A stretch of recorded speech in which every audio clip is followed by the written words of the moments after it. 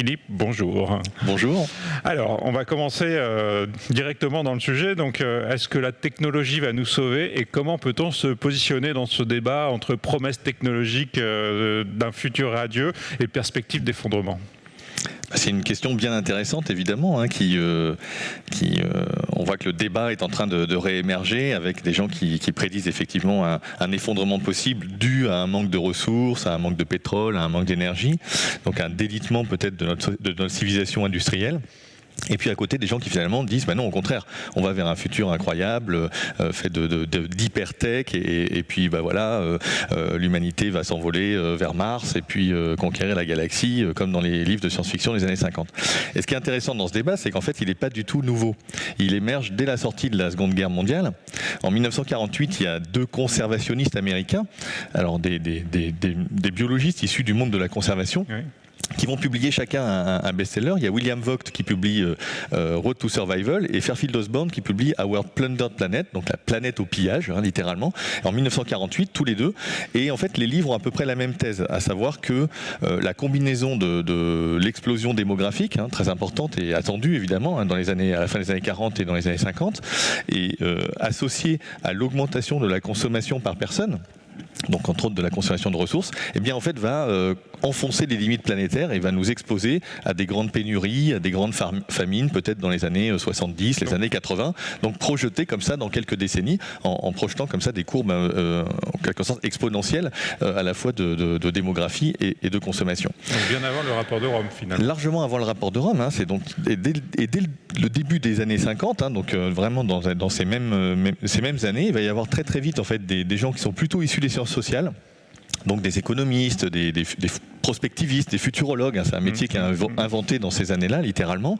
Et bien eux, au contraire, ils vont dire mais non, en fait, on est en train de faire la même erreur que Malthus. D'ailleurs, Vogt, Osborn se décrètent néo-malthusien, sans y voir aucun effet péjoratif. Et ils vont dire mais non, l'erreur de Malthus, ça a été de négliger le progrès technologique qui a permis d'augmenter les rendements, justement, et de nourrir la planète et la croissance de la population. Et bien de la même manière, ces lanceurs d'alerte, on n'emploie pas encore ce mot-là, mais c'est à peu près ça. Sont en train de négliger le progrès technologique. Et donc eux vont au contraire projeter finalement l'incroyable poussée technologique de la Seconde Guerre mondiale, les radars, l'aviation, les fusées, que sais-je, l'informatique, les balbutiements évidemment de l'informatique, et ils vont projeter ça sur un monde de voitures volantes, d'avions supersoniques, hypersoniques, de robots ménagers, mais alors pas la version pour faire des carottes, mais voilà, avec qui passe le balai et l'aspirateur, et puis de bases lunaires, etc., en projetant des trucs dans les années 70, dans les années 80, avec un peu le même type de promesses qu'aujourd'hui. Il y a déjà le fait de repousser l'âge de la mort, il y a déjà les questions d'intelligence artificielle, c'est assez intéressant et rigolo. Et alors du coup, pendant quasiment 3 décennies, dans les années 50, 60, 70, il va y avoir ce combat intellectuel, alors à coup de rapports, à coup de livres, à coup d'interventions, entre ce qu'on va appeler les cornucopiens, donc cornucopiae, la corne d'abondance, donc l'abondance par le progrès technologique. J'ai appris un mot, je vais m'en servir, je pense. Voilà, alors cornucopians en anglais. Et puis alors l'autre mot en anglais un peu intraduisible, c'est les cornucopiens qui ne sont pas contents de se retrouver avec ce petit affublé de ce petit terme, ce briquet. Voilà. Ils vont dire les autres sont les doomsdayers, donc littéralement les prophètes de l'apocalypse, et effectivement ce sont des mots qu'on emploie encore aujourd'hui. Et donc cornucopiens et prophètes de l'apocalypse vont comme ça se faire des bouquins et des rapports un peu presque tous les ans pendant toutes les années 50, toutes les années 60. Et puis alors à la fin des années 60, tout début des années 70, là le débat va atteindre son paroxysme. On se souvient par exemple que Paul Ehrlich, donc est lui aussi un biologiste issu de la conservation, à l'origine c'est un spécialiste des papillons, il va publier donc en 1968 The Population Bomb, donc la bombe P en français, toujours sur la question de l'explosion démographique. Et puis il va y avoir l'équipe de Denis Meadows, donc au MIT, qui va faire tourner quelque part les premiers ordinateurs, les premiers ordinateurs accessibles en tout cas, avec l'aide de Jeff Forrester sur la dynamique des systèmes. Et ils vont modéliser le système Terre et le système économique avec un certain nombre d'équations et faire tourner ça et finalement prouver en quelque sorte, démontrer d'une manière presque scientifique, on pourrait dire, que la croissance infinie dans un monde fini n'est pas possible. D'accord. Alors ça fera dire à Solzhenitsyn d'ailleurs, de manière un peu grinçante, qu'il aura fallu attendre les années 70 et des savants américains d'avant-garde pour finalement découvrir ce que n'importe quel grand-père savait au fin fond de la Russie ou de l'Ukraine, à savoir qu'une douzaine de vers ne peuvent pas ronger éternellement le même fruit. Voilà. Alors, avec ce rapport qui va évidemment avoir beaucoup de succès, un succès vraiment planétaire, des dizaines de millions de livres vendus dans le monde, eh bien, les cornucopiens vont devenir un peu hystériques et vont prendre le rapport, le décortiquer et essayer d'expliquer qu'il fait encore une fois cette satanée même erreur, à savoir de négliger le progrès technologique, puisqu'effectivement il y a des paramètres qui sont mis dans le rapport, qui sont sur la question de la quantité de ressources disponibles en métaux, en pétrole, en charbon, en gaz, etc. Et il y a notamment un jeune économiste qui s'appelle William Nordhaus, qui va faire un long papier au milieu des années 70. Il va introduire dans son papier la notion de backstop technologie. Donc là encore, on pourrait dire, un peu intraduisible, mais on va dire la technologie qui tue, quoi, en français. Ouais. Donc c'est en fait une technologie qui puise dans des réserves infinies, qui est totalement propre et qui fournit une énergie infinie. Donc l'énergie solaire Alors en fait c'est l'énergie de la fusion à laquelle tout le monde pense à ce moment-là, donc on peut se moquer un petit peu 50 ans plus tard, mais voilà, il va introduire cette énergie infinie, totalement propre, et il va dire, vous voyez, quand on l'introduit dans les équations, en fait, grâce à ce progrès technologique, eh bien, en fait, on peut faire de la croissance infinie dans un monde fini. Voilà. Alors on peut se moquer un petit peu de lui, il ne faut pas trop se moquer, parce qu'il a quand même eu en 2018 le prix Nobel d'économie. Sur la base de ses travaux. Alors non, pas sur la base de ses premiers travaux, mais en fait sur la base de travaux ultérieurs que sur la finance verte, en fait sur la finance du carbone. Mais bon, voilà, ça donne un peu quand même l'idée de peut-être du mode de fonctionnement de nos économistes aujourd'hui, qui se disent finalement oui, la croissance peut continuer, c'est juste une histoire de progrès technologique. Il a d'ailleurs eu le prix Nobel d'économie avec un monsieur qui s'appelle Paul Romer, qui lui est un spécialiste de l'innovation et des mécanismes d'innovation dans la croissance économique, et qui lui a dit dans une interview il y a quelques années qu'il ne voyait pas de limite à la croissance et à l'innovation pour les 5 prochains milliards d'années, jusqu'à ce que le Soleil explose. Bon, le Soleil n'explosera pas, ça se passera un petit peu différemment. Mais voilà, c'est un petit peu l'idée dans lequel on est. Et finalement, le débat a réémergé au début des années 2000 avec la croissance incroyable de la Chine, de l'Inde, et puis finalement des premières tensions qui sont revenues sur la question des ressources. D'accord.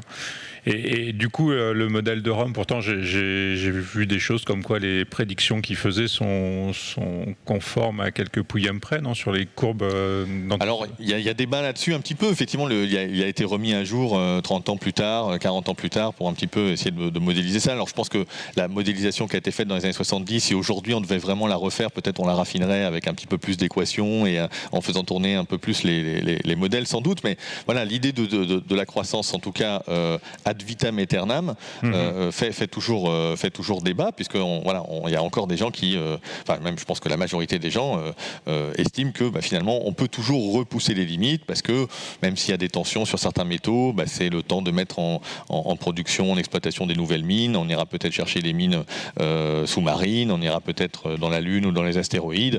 Il y a des quantités phénoménales de métaux, etc. Mais la question clé, c'est finalement, est-ce que effectivement ce progrès technologique va pouvoir nous permettre de faire ce qu'on appelle un découplage, parce que les économistes reconnaissent ça, c'est qu'il faut faire un découplage entre la croissance économique et puis la consommation d'énergie, la consommation de ressources et surtout les émissions de gaz à effet de serre, les pollutions, la production de déchets. Et donc vous avez besoin à la fois de baisser les gaz à effet de serre et en même temps de continuer à faire de la croissance. Et pour ça, il faut convoquer une notion qui est la notion de découplage, ce qui n'est pas un truc très nouveau. Vous avez un cornucopien célèbre qui s'appelle Buckminster Fuller, qui n'est pas célèbre pour avoir été cornucopien, mais qui est célèbre parce que c'est un architecte qui a inventé le dôme géodésique, vous savez.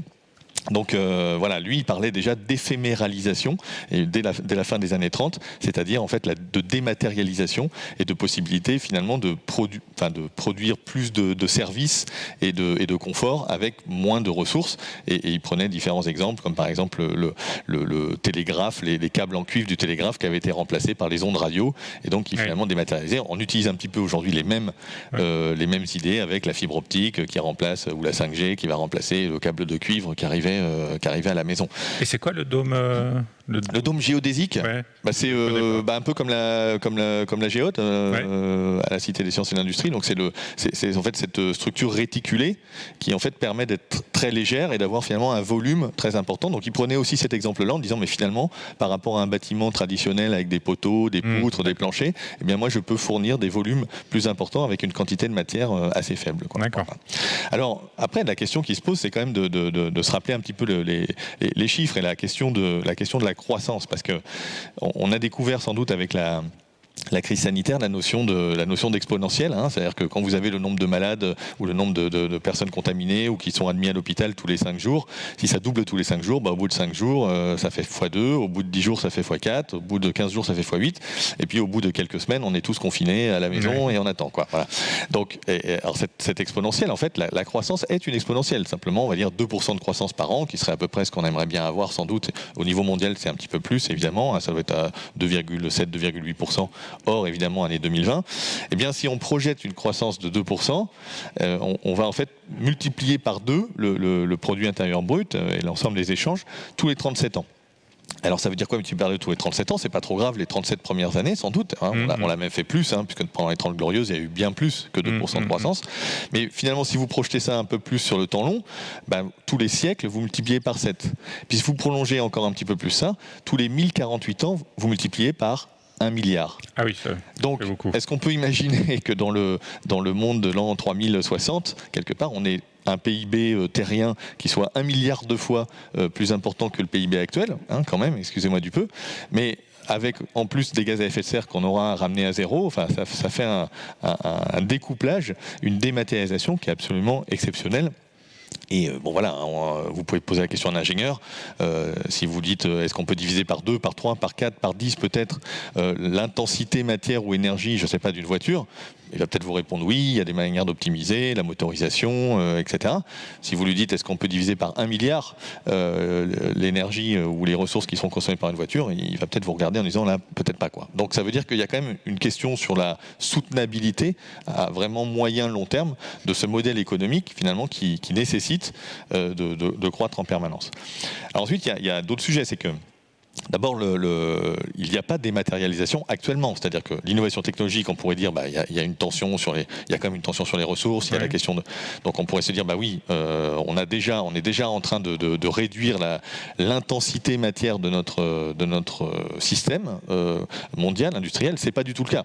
Aujourd'hui, non seulement on ne découple pas, mais en plus l'augmentation la consommation de matière, l'extraction, et malgré le progrès du recyclage, etc., augmente plus vite que le taux du PIB mondial, quoi. Ah bon? C'est-à-dire qu'on consomme de plus en plus de matière, consomme de plus en plus intense, voilà, exactement. Donc c'est vrai pour les grands métaux comme l'acier, le cuivre, et c'est vrai pour l'énergie aussi ou... C'est moins vrai pour l'énergie. Il y a un léger découplage. Donc l'énergie, on est plutôt à 2,1% contre 2,8% pour la croissance mondiale.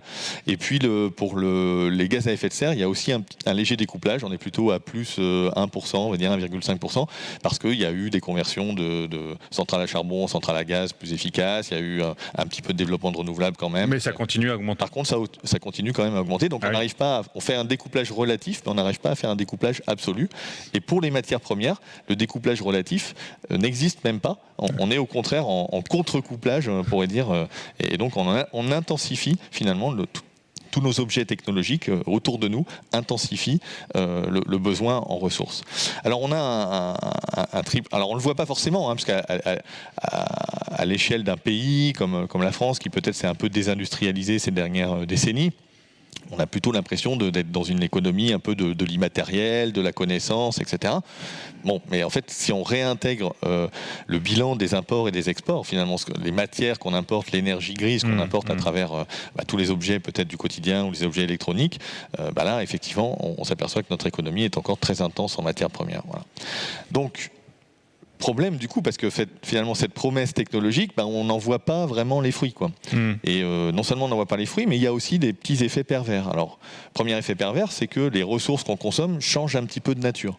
Avec l'électronicisation de nos vies, on a tendance à aller chercher des ressources qui vont être des ressources plus rares, des ressources un petit peu des métaux qui étaient des métaux un peu presque des impuretés des grandes mines métalliques qu'on n'utilisait pas vraiment. Et puis voilà, on s'est aperçu qu'ils avaient des propriétés chimiques, des propriétés optoélectroniques, etc., très intéressantes. Et donc ce sont les métaux des nouvelles technologies, de l'électronique, des batteries. Voilà. Et donc on va aller chercher des petites poutres de perlimpinpin de plus en plus bizarres.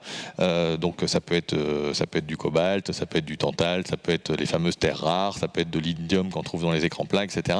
Donc, et il y a à peu près une soixantaine de métaux qui sont utilisés par notre système, et il y en a une trentaine qui sont des métaux un petit peu spécifiques, qui sont très durs à recycler, parce qu'en fait on a tendance à complexifier tous nos produits. Dans un smartphone, vous avez littéralement 40 métaux différents, et quand on va arriver en fin de vie, on va aller broyer ce smartphone, on ne va pas pouvoir récupérer les 40 métaux. Les mines sont souvent polymétalliques, donc on est habitué à avoir des schémas d'extraction d'un certain nombre de métaux, mais 40, c'est un petit peu compliqué. Et donc le résultat de ça, c'est qu'on a une trentaine de métaux sur les 60, dont le taux de recyclage mondial actuellement est égal à 0. On ne sait pas les recycler. Alors on pourrait théoriquement les recycler, mais il faudrait beaucoup plus d'énergie, beaucoup plus de produits chimiques pour les extraire. Ça serait du coup pas très rentable d'un point de vue économique. Donc il y a des limites. Et écologique du coup. Et écologique potentiellement, exactement. Donc du coup, on les recycle pas, ils sont perdus. Et donc cette vision un peu de l'économie dématérialisée, qui serait donc une économie circulaire, qui fonctionnerait comme ça, en fait, on en est aujourd'hui très, très éloigné. Et plus on enrichit technologiquement notre quotidien, plus finalement on s'en éloigne, parce que ces produits-là sont complexes. Et il y a déjà des métaux qui nous manquent qui nous manquent pas, non, qui nous manquent pas vraiment. Il peut y avoir en fait on va dire des coups de semonce entre une croissance de la demande très rapide, parce qu'il va y avoir certaines innovations technologiques qui vont demander tel ou tel type de produit. Alors il y a je sais pas, par exemple un platinoïde qui s'appelle le ruthénium, qui est utilisé dans des nouvelles technologies de disques durs. Alors du coup le développement des data centers fait qu'il y a eu un peu une mais c'est des effets de marché. Mais c'est des effets de marché et de décalage en fait entre des projets qui sont plutôt à cycle long. Il faut 10 ans en fait entre le moment où on va décider d'explorer et puis le moment où on va vraiment mettre une mine en exploitation. Et donc voilà, c'est plutôt l'adéquation entre la demande et l'offre qui ne se fait pas bien. Mais pour l'instant, il n'y a pas de phénomène de pénurie réelle. Il peut y avoir des effets géopolitiques, il peut y avoir des effets sociaux. Par exemple, si vous prenez le platine, qu'on utilise donc un peu dans l'électronique, mais aussi dans les pots catalytiques, typiquement, c'est extrait seulement en Russie, en Afrique du Sud. Si vous avez, je sais pas, des grèves comme il y a pu avoir en Afrique du Sud, vous allez avoir une tension sur la production. Voilà, il y a des choses comme ça qui peuvent se passer, mais ça reste limité. Alors voilà, donc une économie circulaire qui s'éloigne, alors qu'on l'appelle de nos voeux. Et puis il y a d'autres effets pervers de la technologie. Le premier, c'est ce que j'appelle moi l'effet systémique, c'est-à-dire finalement on se dit tiens, il y a une technologie qui est intéressante, je sais pas, la voiture autonome, ça va permettre de mieux covoiturer par exemple, ou d'avoir des petits transports en commun dans des endroits où on peut pas se permettre de payer un chauffeur, quoi. La Smart City qui pourrait peut-être optimiser aussi ses consommations d'énergie, qu'on devienne tous producteurs, consommateurs d'énergie renouvelable, un peu dans un monde à la Jérémy Rifkin, qui a été un des premiers à penser cette logique de troisième révolution industrielle. Qui est venu à l'USI d'ailleurs. Qui est venu à l'USI, voilà, exactement. Mais en fait, si on regarde l'ensemble de la chaîne, c'est plus compliqué, c'est-à-dire le rapport coût-bénéfice, quoi. C'est-à-dire qu'il peut y avoir des bénéfices environnementaux au déploiement du technologie, mais est-ce qu'il n'y a pas des coûts en face qu'on ne regarde pas parce qu'ils sont cachés, ils sont ailleurs. Alors ça peut être l'exemple de la voiture électrique où ça dépend de son degré d'autonomie, du nombre de batteries qu'elle embarque, où ont été fabriquées les batteries, où sera produite et comment sera produite l'électricité. Ça peut donner une voiture très écolo ou une voiture pas très écolo. Et puis la Smart City, la voiture autonome, elle réclame un système de production et de stockage de données, un système de télécommunication, des data centers pour stocker des quantités phénoménales de données. On pense qu'1 million de voitures autonomes, ça représenterait le trafic Internet mondial actuel. 1 million de voitures, alors qu'on a 1 milliard de voitures à changer d'une certaine manière. Donc il faudrait multiplier par 1000 le trafic Internet actuel. On le fera, sans doute, parce que grâce à la 5G. Grâce à la 5G. Et puis c'est pas très dur en fait, entre guillemets, de multiplier par 1000 quand vous doublez tous les 18 à 24 mois. C'est ce qui se passe. Bon. Voilà. Donc effet systémique quand même, en se disant attention, parce que les coûts souvent environnementaux, ils sont là tout de suite. Effectivement, je déploie la 5G et puis ça consomme plus d'énergie parce que je l'empile sur d'autres réseaux. Et puis à côté, les bénéfices environnementaux, eux, ils tardent un petit peu et ils sont peut-être pour dans 10 ans. En attendant, on voit pas trop. Et puis le dernier effet un peu pervers, c'est l'effet rebond. Alors l'effet rebond, ça a été théorisé la première fois dans les années 1860 en Angleterre, quand l'Angleterre produisait la moitié du charbon mondial. Donc c'est un économiste qui s'appelle Stanley Jevons. Il y avait déjà des voix pour s'inquiéter justement de l'épuisement des veines de charbon en Angleterre, de dire mais est-ce qu'il ne faudrait pas garder notre charbon plutôt que de l'exporter parce qu'on en aura besoin dans quelques décennies pour l'industrie anglaise qui dominait le monde à ce moment-là évidemment. Et puis donc Stanley Jevons va interroger des fabricants de machines à vapeur, et puis tous les fabricants lui disent les machines à vapeur sont de plus en plus efficaces. Finalement, pour une même quantité de travail produite, elles consomment de moins en moins de charbon. Et donc, ça devrait aller plutôt dans le sens d'une baisse de la quantité de charbon, puisque du coup, le rendement augmente. Et Jevons a cette fulgurance intellectuelle de dire, mais non, ça ne va pas réduire en fait la quantité totale de charbon qu'on consomme, parce que les machines consommant moins unitairement, elles vont être plus économiquement intéressantes, donc elles vont se déployer beaucoup plus dans toutes les manufactures, dans les industries, et donc chaque machine consommera moins, mais il y aura beaucoup plus de machines, et donc au global, ça nous fera consommer. Et cet effet rebond, en fait, il nous poursuit depuis Jevons, littéralement, c'est vraiment toute l'histoire technologique de l'humanité, c'est-à-dire qu'on a effectivement, les industriels ne sont pas stupides et essayent de faire en sorte que leurs produits consomment moins d'énergie, moins de ressources, c'est un facteur de compétitivité. Et cette compétitivité-là, cette efficacité technologique devient de l'efficacité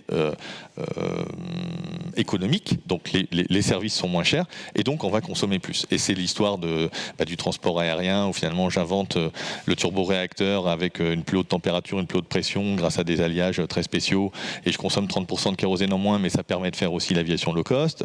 C'est l'isolation dans les bâtiments, où finalement on s'aperçoit, quand on isole des passoires thermiques, que les gens en fait vont chauffer un peu plus, enfin vont avoir un confort un peu plus élevé, et donc ça va pas donner les économies qu'espéraient les thermiciens qui ont fait les calculs d'isolant. C'est la ligne de TGV qu'on va ouvrir, mais qui va pas vider l'aéroport à côté, qui va en fait créer l'offre va créer quelque part de la demande et des déplacements supplémentaires. C'est vrai avec le covoiturage de longue distance, et c'est vrai en particulier aussi avec le numérique. C'est sans doute là où les progrès technologiques sont les plus hallucinants, mais où l'effet rebond, évidemment, est également très important. Alors, j'ai lu un article qui disait que le kilo d'humain transporté par voiture n'avait jamais coûté aussi cher qu'aujourd'hui, puisqu'on fait des plus grosses voitures, on est moins nombreux en moyenne dans les voitures, et malgré la performance des moteurs. Donc, je pense qu'on est dans la description de ça aussi. J'ai pas vu l'article, mais voilà, effectivement, les voitures sont également un bon exemple d'effet rebond, puisqu'on va avoir des moteurs qui sont quand même globalement de plus en plus efficaces, optimisés, avec de l'électronique, etc. Mais les voitures sont effectivement de plus en plus lourdes en moyenne, et donc on a une courbe qui a plutôt descendu ces dernières décennies d'émissions de CO2 par kilomètre, et qui est repartie à la hausse à cause d'un effet mix en fait entre des SUV et des voitures plus légères. Donc c'est un parfait exemple d'effet rebond. Alors où est-ce qu'on trouve la solution si elle ne vient pas de l'innovation technologique ? Alors, l'idée, c'est pas de jeter le bébé avec l'eau du bain complètement, bien sûr, mais c'est d'essayer de se dire d'abord que les solutions sont jamais techniques ou technologiques. Elles embarquent toujours la question des usages, des comportements, justement, à cause de ces questions d'effet rebond. Donc, les solutions sont plutôt, s'il faut chercher des solutions, elles sont plutôt socio-techniques que techniques. Il faut que les consommateurs soient engagés. Et puis, il faut essayer d'orienter l'innovation vers l'économie de ressources, ce qui est malheureusement pas le cas aujourd'hui. Donc, il ne s'agit pas d'être rétrograde, d'arrêter la recherche ou de se dire qu'on ne peut plus développer les connaissances scientifiques, mais c'est comment est-ce qu'on peut les orienter vers une réduction de la facture environnementale globale et pas le contraire. Alors moi, je trouvais intéressant la crise sanitaire encore une fois, parce que finalement, dans la crise sanitaire, on a eu une réponse à la fois très, très high-tech, évidemment, donc les vaccins, c'est assez incroyable, etc., les hospitalisations. Au début, on nous a fait un petit peu quelques chiens qui couraient à Singapour dans les parcs, le chien de Boston Dynamics, et puis quelques drones qui rappelaient aux gens de porter leur masque dans la rue, et puis des robots désinfecteurs. Et puis en fait, très vite, on est passé sur une réponse qui a été essentiellement low-tech, en fait. C'est plutôt c'était des gestes barrières. D'abord, il fallait se moucher dans son coude. Après, on a dit, tiens, ce serait pas mal de porter un masque. Le masque, vous pouvez le faire vous-même à la maison, etc. Bon, après, tout ça a évolué, mais globalement, essentiellement, ça a été une réponse comportementale. Et finalement, la résilience, un mot qui est devenu de plus en plus à la mode, eh bien, on l'a trouvé d'une certaine manière, parce que ça a in fine plus ou moins tenu, enfin ça a tenu, on l'a trouvé dans une complémentarité entre effectivement du high-tech ponctuel mis au bon endroit, et puis des parois en plexiglas et je sais pas quoi, enfin des trucs un peu low-tech finalement. Voilà. Donc je trouve ça... Donc il y avait un article de Yuval Harari qui disait en fait c'est le sacre de la surpuissance humaine, cette pandémie, parce que si c'était arrivé 50 ans plus tôt, il n'y aurait eu plus personne pour tenir l'économie, on serait tous morts de faim, donc c'est pas ta vision en fait. Non, c'est pas ma vision, et même j'irais même, enfin, je pense que il y a eu beaucoup cette question de dire oui, mais finalement vous critiquez le numérique, mais le numérique nous a aidé à tenir parce qu'il a permis le télétravail, il a permis l'échange d'informations, etc. Moi, j'ai envie de retourner un petit peu la chaussette là-dessus et de dire mais non, on a eu un usage très très important du numérique parce qu'on était dans une société déjà numérisée, et donc le numérique était nécessaire pour être le vecteur de communication, d'information. Mais finalement, si j'étais un petit peu provoque, je dirais que à la guerre de 14, on a su mobiliser des troupes, aller chercher les gens sans les avoir prévenus par Teams, quoi. C'était juste une autre organisation. L'information, elle tombait avec une affiche placardée au milieu du village. Voilà, donc j'ai dit que je veux revenir à la guerre 14, mais il y a d'autres manières de faire. On aurait pu imaginer, par exemple, une école qui a été effectivement très, très numérique, alors que ça a l'air plus ou moins marché, et où on aurait tout simplement récupéré des devoirs à faire. On envoie par coursier.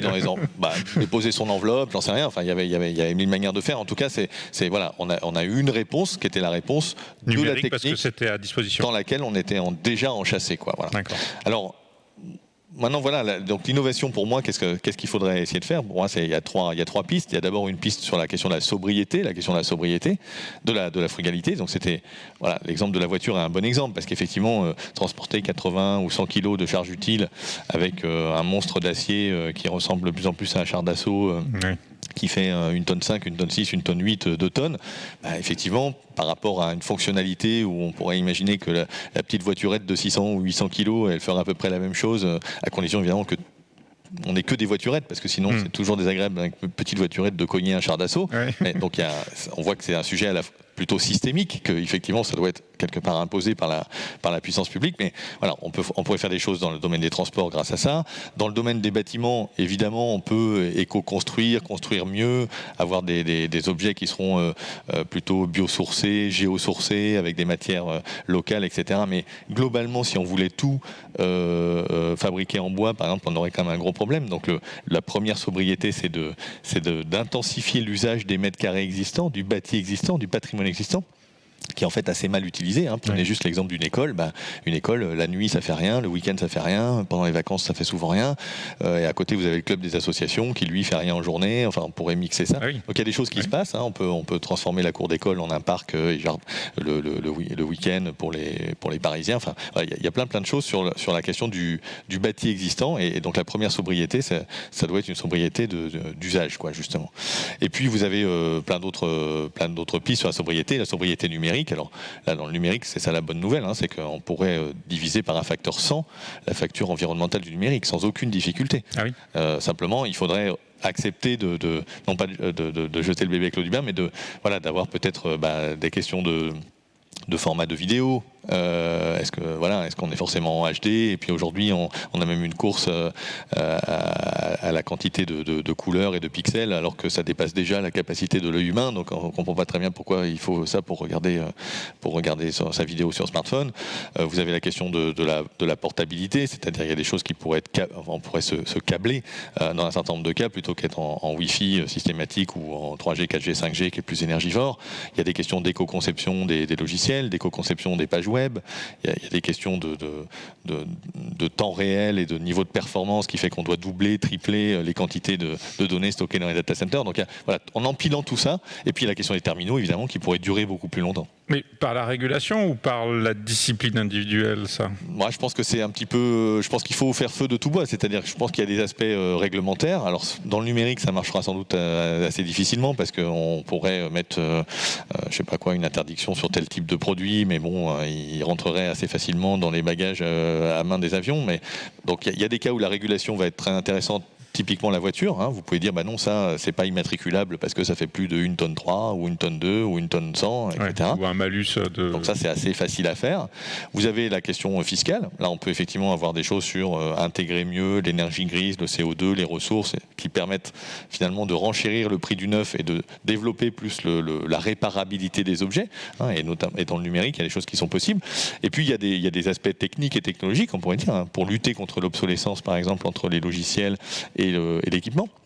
Vous avez par exemple l'aventure Fairphone, peut-être que... Je crois qu'on l'a référencé dans les téléphones que les consultants peuvent choisir en fait. Nous on a fait ça aussi. Alors un des boulots aujourd'hui de Fairphone, c'est de réussir à faire en sorte que le hardware du téléphone ne soit pas frappé d'obsolescence compte tenu de l'évolution des logiciels, quoi, hein. Donc parce qu'ils ne contrôlent pas toute la chaîne. Donc c'est vraiment intéressant. Donc effectivement, il faut passer à un monde d'éco-conception qui fasse des objets beaucoup plus durables, beaucoup plus réparables. Donc on peut le faire. La fiscalité est une piste. Et puis il y a d'autres pistes, hein. Il y a la piste du consommateur, un peu de l'évolution culturelle. Il y a la piste du soutien, des mécanismes de soutien à l'innovation dans tous les territoires, par l'État. Voilà. Est-ce que les appels à projets, finalement, c'est autour du big data, de l'intelligence artificielle, enfin quelques mots un petit peu magiques aujourd'hui, ou est-ce qu'on essaye de soutenir aussi des recycleries, ressourceries, des ateliers de réparation de vélos, des mouvements de zéro déchet, des sujets d'informatique libre. Enfin voilà, il y a un peu une foultitude de choses qui se passent. Il y a déjà un peu des mécanismes de soutien qui commencent, hein, parce que cette question un peu justement de résilience, etc., elle commence à arriver. Et je pense que voilà, la Smart City de 2040 ou 50 où ma ville elle est contrôlée par des données qui sont stockées au Groenland avec des logiciels d'optimisation dont on ne sait pas très bien comment ils ont été codés, un peu à la Parcoursup, quoi, en quelque sorte. Et puis voilà, finalement de se dire, si j'ai un problème en Asie du Sud-Est et je manque de capteurs, quand je vais ouvrir mon robinet il n'y aura plus d'eau. Bon voilà, je pense qu'il y a une réflexion aujourd'hui sur la question de qu'est-ce qui doit être plus local, plus contrôlé localement, avec des technologies plus autonomes, plus conviviales. Et puis où est-ce qu'on a besoin effectivement de tech et de high-tech. Et donc c'est une question de techno-discernement, c'est un peu le troisième sujet. Moi j'ai rien contre le robot assistant chirurgien quand je passe sur la table d'opération, évidemment. Ça serait complètement stupide de nier tout ce qu'on a pu faire et tout l'intérêt des technologies. Mais à côté de ça, on essaye de me vendre aussi le réfrigérateur qui fait ses courses tout seul, le distributeur de croquettes pour chats avec balance et dispositif de reconnaissance faciale pour pas nourrir tous les chats du quartier, et puis la robe connectée qui est connectée à mon agenda pour qu'elle me prévienne, enfin pas le mien, mais vous voyez ce que je veux dire, pour me prévenir que ça fait longtemps que je ne l'ai pas sorti à une soirée, quoi. Voilà, donc c'est un peu ça, et là c'est très difficile parce que évidemment la notion de besoin essentiel, la notion de elle n'est pas du tout traçable, elle est forcément dépendante un peu de chacun. Voilà, on a vu pendant le confinement. Alors dans les auditions, on avait invité des gens que tu connais bien, Roland Lehoucq, Vincent Bontemps et Lionel Montoliu, qui défendent le concept de high-tech qui est du bon usage, de la bonne technologie, et notamment, je crois que c'est Roland qui prend cet exemple, c'est-à-dire un hélicoptère, c'est super, et ça peut sauver des vies en montagne, mais si c'est pour aller faire du ski en altitude, c'est peut-être un peu absurde, en fait. Alors là, c'est bon, donc je suis très... on essaye de ramer dans la barque du même côté, hein, donc, mais c'est vrai que ça, c'est quelque chose, la question finalement du bon usage ou du mésusage de la technologie, hein, on entend parfois encore cette phrase de dire finalement la technologie, elle peut être positive ou négative, parce que voilà, c'est mon couteau, je peux assassiner quelqu'un ou éplucher mes carottes, et donc finalement la technologie n'est ni positive ni négative, elle est neutre, ça dépend ce qu'on en fait. Et en fait, on peut passer une étape après, il faut suivre Jacques Ellul qui a écrit ça dans les années 50, je pense, donc un penseur de la technique qui n'est pas facile à dire, mais on peut trouver des très bons résumés, et lui il dit mais non, la technologie n'est ni positive ni négative ni neutre, elle est ambivalente. Elle est à la fois positive et négative. On a toujours le bon côté et le mauvais côté. Et on a Internet et on a Wikipédia, mais on a aussi le harcèlement sur les réseaux sociaux, enfin, etc. Et donc la question, c'est effectivement d'essayer de maximiser les bons côtés et de minimiser les mauvais côtés, y compris la question environnementale. Mais il n'y a pas que la question environnementale, évidemment, parce que la technique, elle vient aussi se déployer et modifier profondément les rapports sociaux, sociétaux. Mais voilà, comment est-ce qu'on essaye de réguler ça le mieux possible, sachant que c'est pas du tout évident, mais en tout cas d'en prendre conscience que c'est pas la dérive en avant technologique qui va nous sauver. D'accord. Très bien. Est-ce que tu aurais un mot pour conclure cet exposé, et puis on prendra les questions? Ouais, alors non, donc de se dire que finalement on a encore besoin d'innovation, très probablement, mais que cette innovation, elle n'est pas juste technique ou technologique, loin de là, elle doit être au contraire peut-être sociale, sociétale, culturelle, même organisationnelle. C'est comment est-ce qu'on fonctionne les uns avec les autres. J'aime bien prendre l'exemple de la consigne, par exemple, pour éviter des déchets, des bouteilles plastiques, ou juste de fabriquer des bouteilles en verre pour aller juste les casser après avoir bu le contenu, ce qui est quand même un gâchis un petit peu effroyable, même si le verre recyclé c'est mieux que du verre qu'on produit à partir du sable. Mais voilà, pour organiser un système de consigne efficace, c'est pas de la technologie, c'est pas le fait de savoir laver une bouteille, ça on sait faire ça depuis longtemps. Ce qui est efficace en fait, c'est de mettre ensemble, c'est de changer l'organisation entre le producteur, les consommateurs, le logisticien, le magasin, etc. Et c'est ça qui est un peu complexe, et qui, à mon avis, d'ailleurs, ouvre des pistes tout à fait fabuleuses et sympathiques, en reprenant en compte la question de l'humain. Alors, il y a un mot que j'aime bien, je ne sais pas si je vais réussir à le citer comme il faut, mais c'est un auteur que j'aime beaucoup, qui s'appelle Lewis Mumford, qui a beaucoup réfléchi sur les questions de technologie, et donc qui a écrit des années 40, je pense aux années 70, en gros, 70-80, voilà, et qui disait si l'humanité doit échapper à son auto-extinction programmée, alors il écrivait dans les années 60, donc il y avait beaucoup de peur sur la question nucléaire, évidemment, et la question de l'extinction de l'espèce humaine, donc il faut se calmer un petit peu, mais voilà, il disait ce qui nous sauvera ne surgira pas le Dieu qui nous sauvera ne surgira pas de la machine, donc en référence au Deus ex machina évidemment, il surgira à nouveau dans l'âme humaine. Voilà. Et je pense que c'est cette question-là de se dire finalement aujourd'hui, il faut reconnaître que toute technique a un impact, toute technologie a un impact. Hein, c'est le cas depuis qu'on a décidé de taper sur des silex. Donc ça fait très longtemps. Il y a eu un impact environnemental depuis très longtemps de l'espèce humaine, ou des espèces humaines, et donc c'est de se dire finalement cette dépense d'énergie, cette dépense de ressources, d'ailleurs un peu inéluctable, puisque à la fin tout ça va se disperser dans les océans et ailleurs, et bien finalement je la consacre à quoi, à quel type d'usage, et se reposer la question finalement de nos réels besoins. Bien, merci Philippe. Alors il y a plein de questions, donc on va utiliser le temps qui nous reste pour en répondre à quelques-unes si tu le veux bien. Donc il y a Renaud qui demande, est-ce que l'énergie totale disponible sur Terre pour la fusion, donc l'eau de mer typiquement, est véritablement infinie, et quelle est cette limite si elle existe ? Est-ce qu'on ne peut pas fonder ses espoirs sur la fusion nucléaire qui nous libérerait au moins du dilemme énergétique ? Alors, bon, d'abord, le problème de la fusion nucléaire, c'est qu'on est, on est toujours on nous promet toujours plus ou moins 50 ans de vent, et on nous promettait déjà il y a 30-40 ans que ça serait 50 ans de vent. Donc il y a quand même une problématique de faisabilité. Je ne vais pas rentrer dans les détails, mais qui, malgré la magie du genre humain, fait que voilà, il y a des types de matériaux, il y a plein de choses embarquées. D'ailleurs, c'est pas une technologie qui est complètement propre, parce que finalement elle rend quand même un petit peu radioactif oui, mais ce serait très très sympa. Pas si mal si on arrivait à ça. Ah, on est d'accord, mais voilà, ça va être quand même compliqué. En fait, c'est toujours pareil, c'est-à-dire que encore une fois, je disais, si on fait 2% de croissance énergétique par an, dans 1500 ans, c'est l'étoile solaire qu'il nous faut. Ah oui. Toute l'étoile solaire, la puissance de l'étoile solaire, pas la puissance du soleil qui arrive sur Terre. Ça, c'est dans 300-400 ans, au rythme actuel. Ça, c'est la puissance de l'étoile solaire. Et 37 ans plus tard, évidemment, il vous faut 2 étoiles. Donc, il faut avoir été chercher Alpha du Centaure. Et puis 37 ans plus tard, il faut 4 étoiles. Et donc, on commence dès maintenant. Quand on fait le calcul, il faut conquérir la galaxie à une vitesse supérieure à la vitesse de la lumière, évidemment, parce qu'avant ça marche pas. Donc, Jeff Bezos et Elon Musk ont juste à être habillés, parce qu'avec Mars, ils sont un peu petits joueurs. Non, mais tout ça. C'est pas une réponse structurelle à ce problème. Mais en fait, voilà, disons qu'on peut heurter d'autres problématiques sur la fusion de matériaux, de types de matériaux nécessaires, de types de métaux nécessaires pour fabriquer ces réacteurs, de lithium si on utilise du lithium avec le deutérium. Enfin, il y a quand même des phénomènes qui fait que moi je pense pas que ce soit une piste très raisonnable, et que c'est beaucoup plus simple, en tout cas dans des civilisations un peu avancées comme les nôtres, de faire un peu de sobriété, c'est plus simple. Alors une question de Sébastien qui demande s'il ne faudrait pas sensibiliser les acteurs de l'IT sur les méthodes green à utiliser dans les projets, choix des solutions, choix des méthodes de programmation, d'infrastructures pour réduire la consommation, donc le CPU, le stockage, et que cela devienne un indicateur de réussite. Mais est-ce que ces méthodes existent ? Sont-elles établies ? Oui, ça commence. Alors, il y a vraiment une prise de conscience ces dernières années. D'ailleurs, il y a une loi là qui est en train d'être discutée au Parlement là sur la question de l'impact environnemental du numérique. Donc, vraiment le diagnostic est en train d'émerger, hein, puisqu'effectivement, le numérique, il est consommateur de ressources, il est émetteur de gaz à effet de serre. Aujourd'hui, c'est un peu plus que le trafic aérien avant Covid. Hein. Et c'est celui qui croît le plus vite. Et il croît plus vite que ne croissait le trafic aérien avant Covid. Donc, c'est effectivement très, très, très, très rapide, malgré le progrès technologique, hein, en gros. Donc, on arrive à contenir finalement l'explosion des besoins par le progrès technologique, mais c'est limité.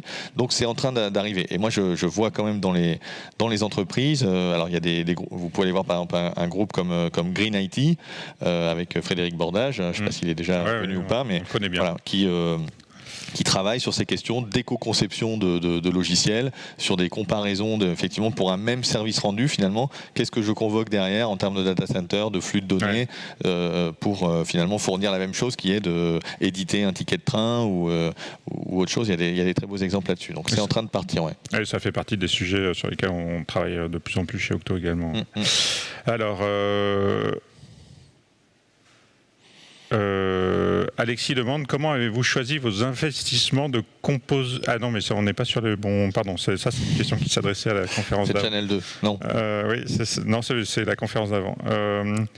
Bien souvent, on change de terminal mobile car les apps sont de plus en plus gourmandes ou que la version d'OS ne permet plus le lancement des apps. Est-ce un développement en Est-ce que le développement en éco-conception chez Octo répond à de telles problématiques? Alors, je réponds rapidement. Oui, ça fait partie des choses qu'on essaie de mettre en place, mais c'est assez systémique et assez compliqué. Je pense que tu pourras le confirmer. C'est un vrai sujet. Hein, c'est un vrai sujet. Oui. Cette articulation hardware-software qui fait que finalement la plupart de nos terminaux, mais ordinateurs, finissent par ramer entre guillemets quand on met à jour le système d'exploitation ou la suite d'antivirus ou telle app. Effectivement, c'est un vrai sujet. Je pense qu'il y a une manière de faire. Alors, il y a quand même maintenant il y a une évolution quand même. C'est sur la question comme la portabilité évidemment est très importante et que tout le monde en a marre de rebrancher son smartphone tous les 12 heures ou je sais pas quoi. Enfin, moi j'ai encore un téléphone 2G qualifié de low-tech maintenant, mais que je dois recharger littéralement une fois par semaine et voilà. Et tu rigoles quand tu vois je souris quand je vois tout le monde en train de se brancher tout le temps, mais donc la question de la consommation du terminal est devenue prégnante, très importante, parce qu'il ne faut pas faire un smartphone de la taille d'une brique avec une batterie énorme, donc malgré les progrès des batteries. Donc la question de la consommation quand même logicielle, elle est en train de prendre, elle a pris un petit peu le pas quand même, alors qu'avant on était vraiment à programmer comme des bourrins, on va dire, en consommant des ressources calcul, je dirais, sans difficulté. C'est en train quand même un peu d'émerger, donc je pense qu'il y a un boulevard d'innovation sur ça. Alors, une question qui est, prenons l'exemple dans la finance moderne avec la crypto-monnaie, investir dans du Bitcoin, c'est contribuer à détruire la planète, mais alors pourquoi le cours du Bitcoin continue à monter? Hier, Keren El-Azari, donc, qui était la note d'ouverture et qui est une hackeuse, nous a prévenu que quelques entreprises investissent dans la crypto-monnaie pour pouvoir payer des hackers. Alors moi je connais un peu le sujet de l'impact environnemental du Bitcoin. Effectivement, il est même suivi maintenant par certaines universités qui estiment que c'est quelques centaines de térawattheures par an de mémoire. Donc en équivalent, la France c'est à peu près 500 de la production électrique, donc pour donner un ordre de grandeur. Donc ça commence vraiment à se voir. Et en plus c'est plutôt dans des pays où l'électricité est encore pas mal au charbon. Ouais. Voilà. Donc ça peut être les États-Unis, ça peut être la Chine, ça peut être la Russie. Bon, donc il y a un vrai impact. Alors pour moi, le Bitcoin est essentiellement un support de spéculation comme un autre, quoi. C'est-à-dire, il y a quand même une dimension de pari dans l'investissement. J'ai beaucoup de mal à croire que ça va devenir vraiment une monnaie d'usage, disons, plus courante entre entreprises ou ou entre privés. Après, il y a d'autres monnaies électroniques moins consommatrices quand même que le Bitcoin qui est basé sur une preuve de calcul, donc très, très complexe. Il y a quand même des technologies qui ont émergé. Donc je me dis que si on doit aller vers des monnaies alternatives, c'est plutôt des monnaies alternatives économes et sobres en énergie. Après, est-ce qu'il y a des entreprises qui mettent quelques Bitcoins de côté parce qu'elles ont peur de se faire hacker et de devoir payer? Bon, là, je me dis il faut mieux attendre de se faire hacker. Il est toujours temps d'acheter du Bitcoin à ce moment-là. Il faudra quelques heures peut-être pour que la transaction se fasse. Mais bon, j'incite pas à ça, évidemment. Alors, une question qui évoque donc l'économie circulaire. Quelle est la démarche à prendre pour justement ne plus s'éloigner de cette économie circulaire? Aujourd'hui, on ne sait pas recycler 30 métaux des 60 utilisés dans un téléphone portable. Comment faire pour mieux maîtriser ça? Alors c'est plutôt, on ne sait pas recycler 20-25 métaux dans les 40 du téléphone, mais au global il y a 60 métaux, dont une trentaine très mal recyclés, mais il y a aussi des choses qui sont très mal recyclées dans d'autres endroits que des téléphones. Je vais vous citer un exemple un peu stupide et emblématique. Vous connaissez peut-être un métal qui s'appelle le titane, qui est un métal à très haut point de fusion, qui est utilisé dans l'aéronautique, qui est cher. Qui blanchit, non, c'est pas ça? Et alors du coup, effectivement, le dioxyde de titane, c'est le colorant blanc universel. Donc 95% du titane est utilisé dans les vêtements, dans les peintures, dans les cosmétiques, j'ai mis une chemise blanche et même toi dans aussi, le dentifrice, c'est probable qu'il ait été dans le papier. Le papier est blanchi au dioxyde de titane, et donc ça, c'est des usages qu'on appelle dispersifs, dissipatifs. On peut pas les récupérer parce que évidemment, voilà. Alors il y a d'autres exemples. Il y a même plein d'autres exemples, parce que voilà, les métaux sont utilisés comme colorants, sont utilisés comme mordants, sont utilisés comme produits chimiques divers et variés. Donc c'est ça qui fait les 30% de 30 métaux avec un très mauvais taux de recyclage. Alors comment est-ce qu'on améliore dans l'électronique? Eh bien, en fait, c'est un mélange de plein de choses. Je pense qu'il y a des questions de conception, d'éco-conception, mais là ça va être très dur parce qu'on tombe très vite sur des chaînes de valeur avec des dizaines de fournisseurs en cascade, et pour aller chercher ce qu'ils mettent dedans, dans chaque composant, tout le monde souffre un petit peu. En recyclage, il y a des choses à faire. Il y a à la fois des composantes économiques et des composantes technologiques. Donc des composantes économiques, c'est que si on était prêt à mettre un peu plus d'argent dans le recyclage pour bien recycler, on pourrait le faire simplement. Aujourd'hui, qu'est-ce qu'on fait? Un téléphone, c'est on enlève la batterie, on enlève l'écran, on broie et on met au four électrique, et après, voilà. C'est comme ça que ça fonctionne. Une voiture, ça fonctionne pareil d'ailleurs, à peu près. On enlève les pneus. Voilà. Donc vous avez tout mélangé par définition. Si vous avez le moyen de mettre des gens à mieux démonter, désassembler, vous pouvez faire, mettre quelqu'un avec une pince à épiler. Il n'y a pas ça, j'ai cru voir ça dans des pays alors, il y a un peu ça, développement. Il y a un peu ça, mais souvent on se concentre sur des produits à haute valeur ajoutée, donc ça va être les microprocesseurs qui contiennent de l'or, c'est des choses comme ça. Oui, voilà. Mais dans un téléphone, globalement, il y a moins de 2 € de métaux. D'accord, donc il y a beaucoup de métaux, mais en très petite quantité. Et les 2 €, il y a un des 2 € c'est les 30 mg qu'on trouve dans le microprocesseur d'or. Donc en fait, c'est pas très rentable d'injecter de la main-d'œuvre en amont de la chaîne pour améliorer le taux de recyclage derrière. Parce que finalement, plus vous mélangez, plus le taux de recyclage sera mauvais, et plus vous injectez du tri en amont, mais le tri, il est forcément un peu manuel. Voilà. Et puis vous avez des améliorations technologiques quand même. Il y a par exemple un métal qui s'appelle le tantal, qui est utilisé dans les microcondensateurs. Vous voyez les petits cylindres un peu colorés là, quand vous faites tomber votre téléphone par terre. Et ça, c'est très très mal recyclé parce qu'il s'oxyde très très vite, donc il part dans les scories en fait. Et voilà, il y a des technologies qui émergent avec de l'eau supercritique, des choses comme ça, pour essayer de les récupérer. Donc c'est un peu un mix à nouveau de différentes possibilités. Alors on a notre ami Arnaud qui illustre les conférences. Est-ce que ça t'a inspiré ce sujet? Est-ce que tu peux nous donner un peu de sourire? Bien sûr, en fait moi j'ai décidé de rester dans le thème, et donc j'ai fait du réemploi. Le réemploi, oui. Pour sauvegarder mon énergie. Donc, Alors du coup, comme l'écran de retour est un peu loin, donc c'était quoi les vacances de Monsieur Biwix qui fait quoi du coup? Qui passe son temps à compter le nombre de ressources qui restent sur la planète. Ah oui, d'accord. J'en profite et je fais une plaisanterie, mais il a tout à fait raison. Il a deviné d'ailleurs que j'avais passé quelques week-ends ou quelques soirées à faire des calculs avec des tableaux Excel et je sais pas quoi qui n'intéressent personne. Mais effectivement, c'est presque un hobby parce que c'est un domaine passionnant, les ressources en fait, ouais. quand on s'y plonge, à la fois la partie de l'utilisation, mais la partie aussi évidemment de la production, d'exploitation minière. Moi, je suis pas géologue de formation, je suis juste ingénieur, mais c'est intéressant. Mais il se trouve que voilà, ce sujet maintenant, il a émergé au plus haut niveau. Hein. Il y a des rapports qui se succèdent maintenant. Donc c'est l'OCDE, c'est la Banque mondiale, c'est l'Agence internationale de l'énergie qui a publié là, tout récemment un rapport sur la question de la transition énergétique et de ce que ça va réclamer comme type de métaux en fonction du nombre d'éoliennes, de panneaux solaires, de voitures hydrogène, électriques, que sais-je. Et c'est vraiment tout à fait à l'agenda, je dirais. Hein. Peut-être on est revenu dans les années 50-60 maintenant sur cette question de dire finalement, est-ce qu'on va avoir un problème de ressources ou pas? Donc rendez-vous en 2050. Il y a celui-là qui est pile dans la transition. Donc le no future qui devient low future. Et donc finalement, il y a peut-être un peu d'espoir. Absolument. Ok, alors petite question, qu'est-ce qui va craquer en premier finalement, d'après toi? Quel est l'objet du quotidien qu'on va voir disparaître parce que les ressources sont épuisées? Ouais, alors c'est la question piège parce que je donne jamais de conseils sur quel type de lingot il faut stocker sous son. Ah oui, c'est vrai qu'on pourrait s'en servir sous pour son spéculer. matelas. Zut, découvert. Voilà. Donc c'est toujours un peu difficile, mais ce qu'il faut comprendre en fait, c'est que donc déjà c'est très difficile de faire des prédictions sur par exemple le pic de pétrole ou est-ce qu'on va. Voilà.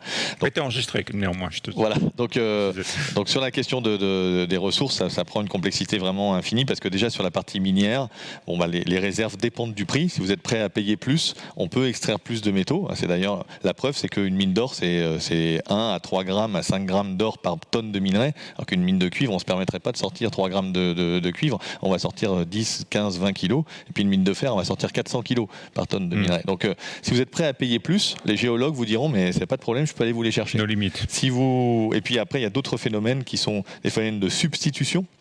C'est-à-dire que les entreprises, si le prix augmente, s'il y a un déséquilibre entre l'offre et la demande, le prix va augmenter et on va essayer de se passer de tel ou tel métal. Et ça a été le cas un peu dans les terres rares sur les éoliennes, ça a été le cas un moment sur le platine dans les pots catalytiques, il y a eu des évolutions comme ça, donc qui permettent un petit peu d'absorber. Et puis il y a le taux de recyclage. À nouveau, si on est sur un taux de recyclage de, je sais pas, de 50% par exemple, pour un métal, donc là c'est plutôt pour les grands métaux, et que vous passez à 90%, mécaniquement vous avez multiplié presque par 5, donc passer d'une consommation de 50 à une consommation de 10. Donc il y a des vraies possibilités. Donc, et en plus, plus il devient cher, plus on a intérêt à le recycler. Exactement, ça va en plus booster la filière de recyclage. Donc tous ces phénomènes un peu complexes et intriqués, avec en plus des mines qui sont polymétalliques et derrière des recyclages où l'équilibre économique va se faire sur différents métaux, ça donne un truc où c'est difficile de prévoir. Donc moi je dirais que s'il y a pénurie, si on a vraiment des problèmes, il faut chercher des métaux qui sont assez peu substituables et qu'on a vraiment du mal à recycler. Voilà. Et donc, moi, je trouve que c'est intéressant d'aller regarder du côté de l'étain, par exemple, qui sert à faire des brasures électroniques et les brasures tout court, d'ailleurs, les soudures. Ça, voilà, on n'a pas beaucoup, à part le plomb, mais il y a des problèmes sanitaires. Donc, voilà, l'étain, il y a pas, c'est peut-être un peu difficile. Alors, on a du mal à imaginer que ce qui va nous freiner, c'est le manque d'étain. La soudure, voilà. Après, je peux vous prendre un petit exemple marrant. Alors, on parle souvent des terres rares, vous savez, avec la Chine, l'euro, la Chine, etc. Par exemple, vous avez un métal qui s'appelle le tungstène. Alors, le tungstène, tout le monde en a chez soi, c'est dans la mèche de la perceuse, donc voilà. Mais c'est le carbure de tungstène, c'est un truc très solide qui permet de percer, et ça marche aussi pour les trépans de forage pétrolier. Donc sans tungstène, vous n'avez pas de forage pétrolier, vous faites pas de fondation d'immeuble, vous creusez pas de tunnelier, enfin avec un tunnelier. Le tungstène aujourd'hui, c'est un taux de production qui n'a rien à envier avec les terres rares, aux terres rares en termes de dominance chinoise. C'est un truc qui se recycle pas bien parce que ça finit par s'user, etc. Donc, voilà, il peut y avoir comme ça des petits effets de surprise. Il y a des effets de mode un peu quand même à un moment c'était le lithium, après c'est devenu le cobalt parce qu'on s'est aperçu que dans les batteries lithium-ion il y avait aussi du cobalt et du nickel. Maintenant on commence à parler beaucoup du cuivre. L'électrification du monde et des transports fait que il va falloir aller chercher du cuivre, et ce cuivre il est souvent dans des endroits où il n'y a pas beaucoup d'eau, donc il va y avoir aussi un impact en eau. Vous savez, par exemple la production de microprocesseurs à Taïwan, qui a défrayé la chronique, il y a une question de consommation d'eau, donc il y a aussi une interaction entre énergie, matière et eau qui est assez intéressante. Donc c'est dur de faire des prédictions et je ne m'y oserais pas. Eh bien tant pis, on n'aura pas ce pari-là. Merci beaucoup pour cette session très inspirante, très intéressante.